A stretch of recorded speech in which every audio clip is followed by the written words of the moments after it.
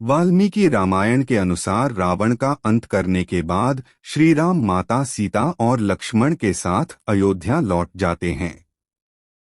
अयोध्या का राजा बनने के बाद एक दिन भगवान राम को विभीषण का विचार आता है।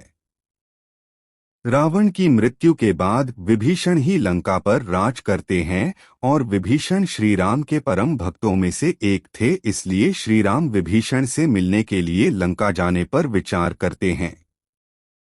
इसी बीच भरत भी वहां आ जाते हैं और तब वे भी श्री राम के साथ लंका जाने के लिए तैयार हो जाते हैं।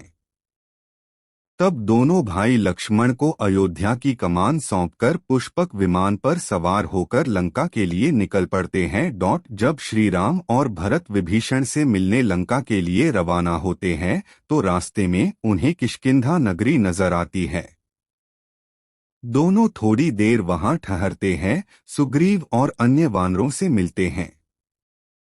जब सुग्रीव को पता चला कि श्री राम और भरत विभीषण से मिलने लंका जा रहे हैं तो वे भी उनके साथ विभीषण से मिलने के लिए निकल पड़ते हैं। जैसे ही विभीषण को पता चलता है कि श्री राम उनसे मिलने आ रहे हैं तो वे उनके स्वागत में पूरे नगर को सजा देते हैं।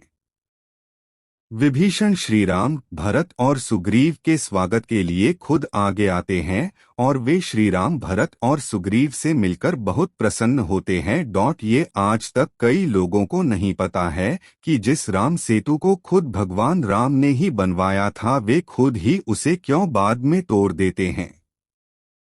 दरअसल इसके पीछे की कहानी पद्म पुराण में मिलती है।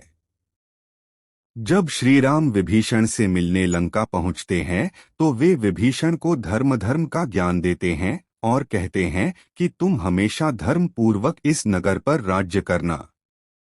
इस पर विभीषण कहते हैं, ठीक है भगवन, मैं धर्म पूर्वक ही राज्य करूंगा, लेकिन इस सेतु से जब मानव यहाँ आकर मुझे और इस राज्य के लोगों को सताएंगे उस स्थिति में मुझे क्या करना चाहिए। विभीषण के ऐसा कहने पर भगवान श्री राम अपने बाणों से राम सेतु को तोड़ देते हैं। वे सेतु के 3 टुकड़े करके बीच का हिस्सा भी अपने बाणों से तोड़ देते हैं। इस तरह भगवान श्री राम ने विभीषण की समस्या हल करने के लिए राम सेतु तोड़ दिया था।